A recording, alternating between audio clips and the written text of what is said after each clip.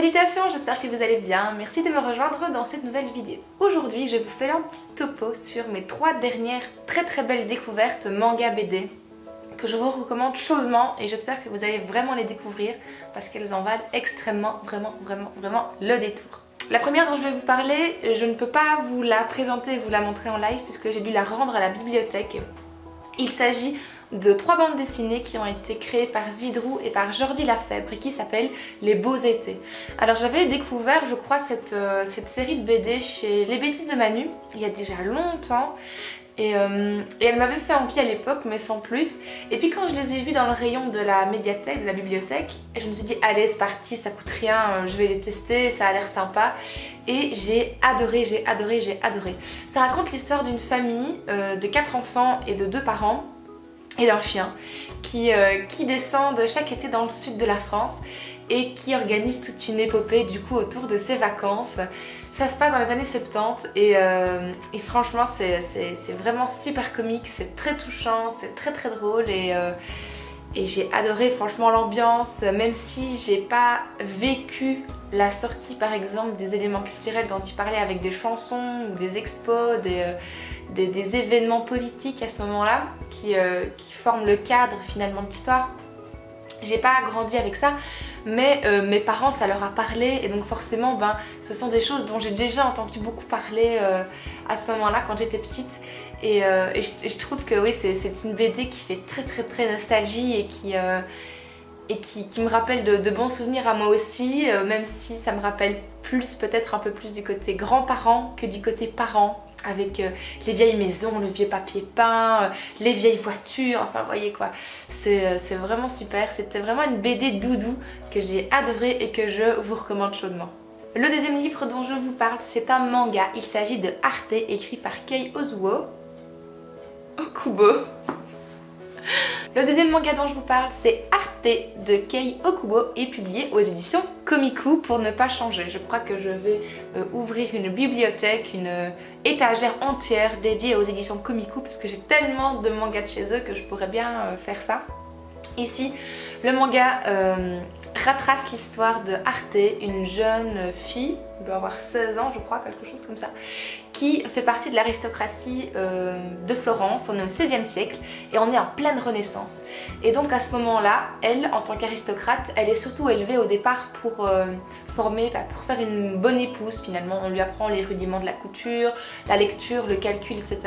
Histoire qu'elle puisse tenir correctement une famille, trouver un mari et faire un bon parti. C'est tout ce qu'on aime chez une femme, n'est-ce pas? Et elle, non, elle s'en fout en fait, elle subit un peu tous les cours qu'on lui donne à propos de ces rudiments de la vie, je vais dire ça comme ça.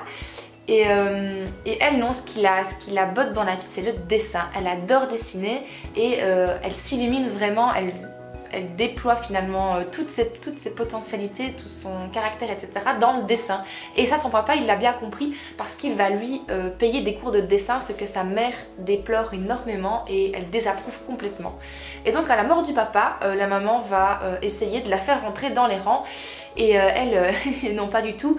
Et donc du coup, elle va lui dire un peu va te faire foutre, je fais ce que je veux de ma vie, j'ai décidé que je vivrai en tant qu'artiste et je vais essayer de me trouver, de me dégoter un maître qui acceptera de me prendre comme apprenti. Et à partir de là, on va voir un peu toutes ces péripéties.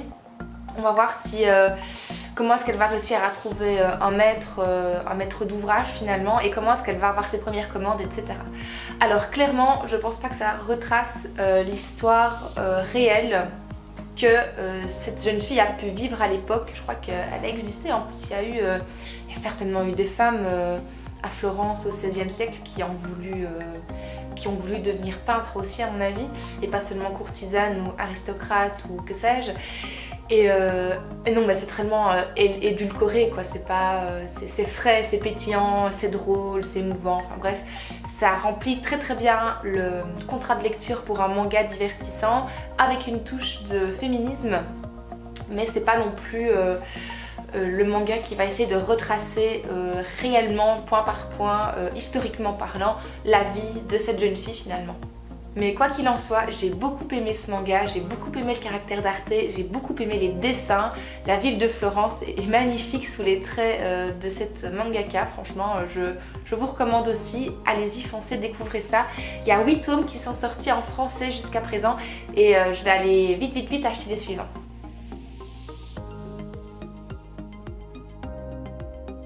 Et enfin le dernier ouvrage que j'avais à vous présenter aujourd'hui, vous l'avez vu passer si vous me suivez sur Instagram parce que j'ai fini hier soir.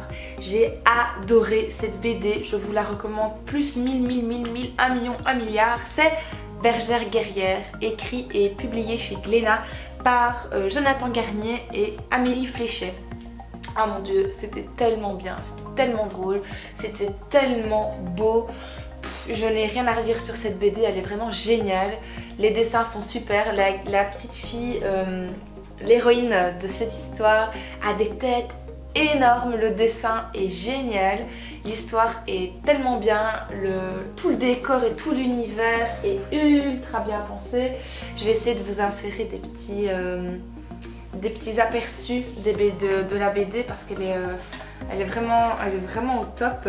Ici on va suivre l'histoire de Molly qui a 10 ans et qui enfin peut entrer dans l'ordre des bergères guerrières. Alors les bergères guerrières, c'est un ordre qui a été fondé par les femmes du village il y a 10 ans, tout pile 10 ans, quand les hommes sont partis à la guerre et qu'ils ne sont jamais revenus. On n'a jamais eu de nouvelles de ces hommes, on ne sait pas s'ils vont revenir en vie, on ne sait pas s'ils vont revenir tout court. Et donc les femmes ont décidé de s'organiser pour pouvoir défendre le village parce qu'elles trouvent que c'est essentiel.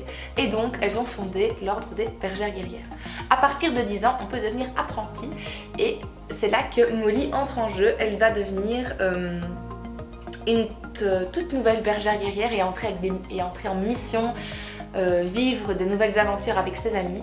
Et ce que j'ai adoré, c'est que toutes ses potes, toutes ses amies, toutes ses compagnes finalement d'armes ne sont pas forcément comme elle. Il y en a qui sont plus peureuses, il y en a qui sont blasées, il y a plein de diversité de caractères.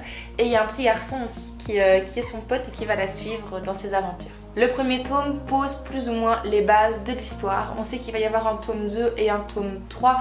Je ne sais malheureusement pas quand ils vont sortir et ça me fait vraiment de la peine parce que j'ai vraiment envie d'avoir la suite maintenant. Le tome 1 se termine sur un événement qui donne envie d'avoir la suite. Donc il y a plein de rebondissements, il y a plein d'aventures, enfin c'est génial quoi.